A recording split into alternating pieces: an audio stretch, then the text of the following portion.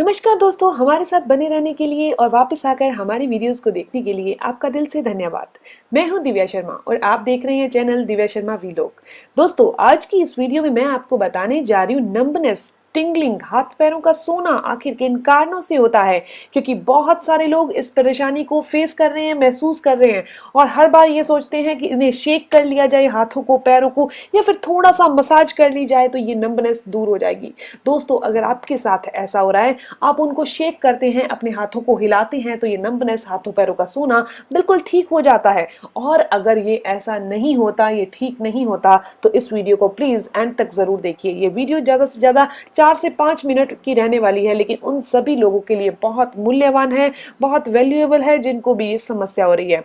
दोस्तों, इस इलाज को मैं 2 भागों में डिवाइड कर रही हूँ, 2 भागों में बांट रही हूँ। पहले वो लोग जिनको ये कभी कभार होता है और जब अपने हाथों या पैरों को हिलाते हैं, थोड़ा सा मसाज करते हैं, थोड़ा सा दबाते हैं, तो वो बिल्कुल ठीक हो जाता है। तो उन्होंने क्या करना है? इसके अलावा अगर ये समस्या हिलाने पर, डुलाने पर नहीं ठीक होती और ये ऐसे ही नंबनेस, हाथ पैर सोए ही रहते हैं, कोई मतलब 5 फिंगर्स होती हैं हमारे हाथ में और 1 फिंगर, 2 फिंगर या 3 फिंगर सोई रहती हैं, पैर सोया रहता है, तो अगर आपके साथ ऐसा हो रहा है तो प्लीज जरूर इलाज जान लीजिए और कारण भी आपको जरूर बताए जाएंगे। तो सबसे पहले फर्स्ट इलाज यानी कि फर्स्ट पार्ट की बात करते हैं। अगर आपको ऐसा होता है कि ये कभी कभार हो रहा है कि आप जब ज्यादा टाइम तक पलाथी लगाकर बैठे रहे, 1 घंटा 2 घंटे, तो आपके पैर सो गए, या फिर आप रात को सोए हैं, आपने अपनी बाजू अपने सिर के नीचे रखी तो और ऐसे ही सोए रहे तो करके आपके हाथ सो गया, पैर सो गया, या फिर आपका बॉडी का कोई भी पार्ट सो गया, आपने जब शेक किया, हिलाया, तो वो बिल्कुल नॉर्मल हो गया।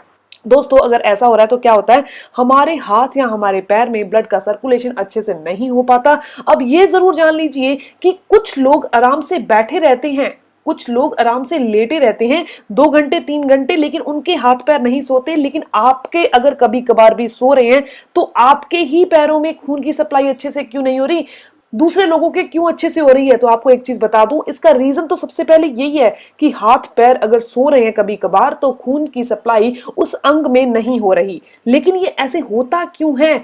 जब आपका खून गाढ़ा हो चुका होता है, जब पाइप जो है वो संकरी हो चुकी होती हैं, भीड़ी हो चुकी होती हैं, सिकुड़ जाती हैं, जिसके कारण खून की सप्लाई अच्छे से नहीं हो पाती। तो दोस्तों, अगर आपको ये समस्या कभी कभार हो रही है और आप चाहते हैं ये समस्या यहीं पर रुक जाए, आगे नहीं बढ़े, इसका हल आपको मिल जाए, तो दोस्तों आज से ही आपने लहसुन खाना शुरू कर देना है। लहसुन यानी कि गार्लिक। अगर आप ऐसा करते हैं तो ये एक नेचुरल ब्लड थिनर है। इसके अलावा ये धमनियों को संकरा होने से बचाती है, ये धमनियों को चौड़ा कर देती है। आपको ये समस्या दोबारा कभी नहीं होगी। अब आपके मन में ये आएगा कि हमने लहसुन का सेवन कितने टाइम तक करना है, तो कम से कम 1 महीना रोजाना कीजिए, 1 दिन छोड़कर 1 दिन। गर्मियां हैं, 1 दिन छोड़कर 1 दिन आपने इसका सेवन करना है। सुबह खाली पेट अच्छे से चबाकर, चाहे आप पेस्ट बना लीजिए, चम्मच की सहायता से मुंह में रखिए और ऊपर से गुनगुना पानी पी लीजिए।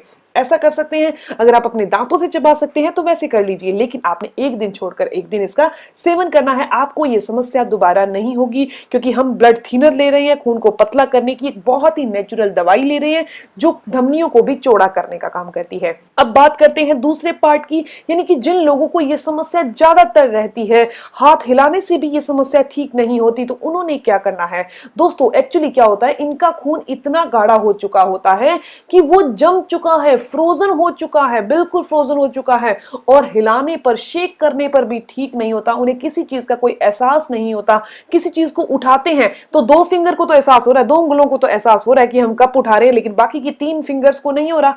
तो ऐसा इसीलिए होता है कि वो हाथ, वो पैर या फिर वो 3 फिंगर, वो बॉडी का वो पार्ट बिल्कुल फ्रोजन हो चुका है, जम चुका है, वहां खून की सप्लाई बिल्कुल नहीं हो रही। दोस्तों, इस समस्या के लिए जरूर आपको थोड़ा सोचना पड़ेगा और इसके इलाज को तुरंत शुरू करना पड़ेगा, नहीं तो ये थोड़ा गंभीर हो सकता है, आपको मुसीबत में डाल सकता है। तो दोस्तों, आपने क्या करना है? रोजाना आपने दालचीनी का सेवन करना है। दालचीनी का सेवन क्या काम करता है? एक तो ये ब्लड के सर्कुलेशन को ठीक कर देगा, खून को पतला कर देगा, ये बुरे कोलेस्ट्रॉल को शरीर से बाहर कर देगा। एक्चुअली धमनियों के अंदर जब कोलेस्ट्रॉल जमा हो जाता है, ब्लॉकेज आ चुकी होती है, तब ये समस्या ज्यादा और ज्यादा पैदा हो जाती है। तो आपने सिर्फ 2 चुटकी दालचीनी को 1 कप पानी में उबालिए और इसका सेवन दिन में 1 एक बार कभी भी कर लीजिए। रोजाना करना है कम से कम 1 महीने के लिए।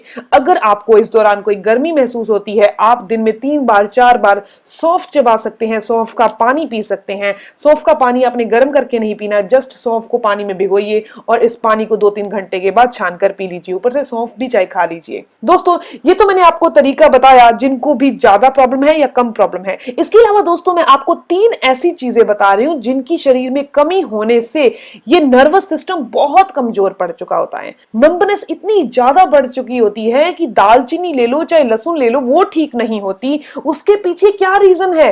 क्योंकि बॉडी के अंदर मिनरल्स जिनकी जरूरत बहुत ज्यादा है उनकी तो कमी हो गई। दोस्तों, वो कौन से 3 मिनरल्स हैं? सबसे पहला है कैल्शियम, दूसरा है आयरन और तीसरा है विटामिन B12।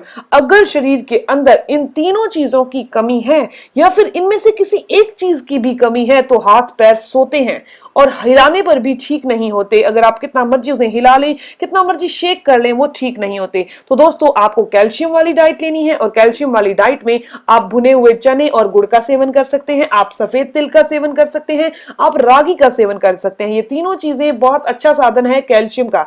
अब आप कहेंगे दूध और दही ले सकते हैं, तो आप ले सकते हैं, लेकिन थोड़ा कम मात्रा में लीजिए। एक्चुअली वो डाइजेस्ट होने में थोड़ा टाइम लगाती है। अब बात आती है दूसरी, यानी कि आयरन की।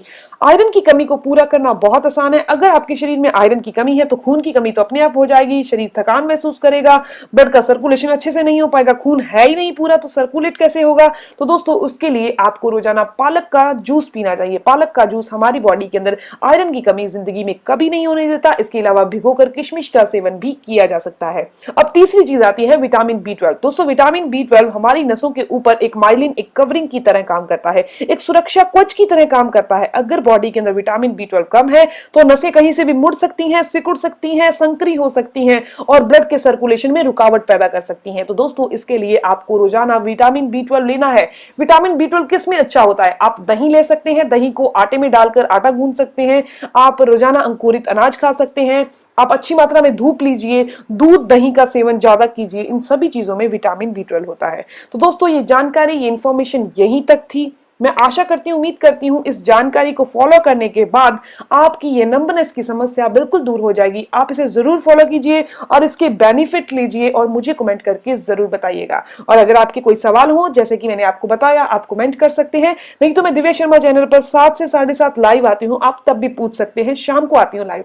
तो दोस्तों, मिलते हैं नेक्स्ट वीडियो में। अगर आप ऐसी इंफॉर्मेटिव वीडियोस और चाहते हैं तो आप चैनल को जरूर सब्सक्राइब कर लीजिए और बेल आइकन पर प्रेस कर लीजिए ताकि आपको हर एक नई वीडियो की इंफॉर्मेशन, उसके अपडेट्स मिलते रहें। मिलते हैं दोस्तों नेक्स्ट वीडियो में, तब तक के लिए गुड बाय।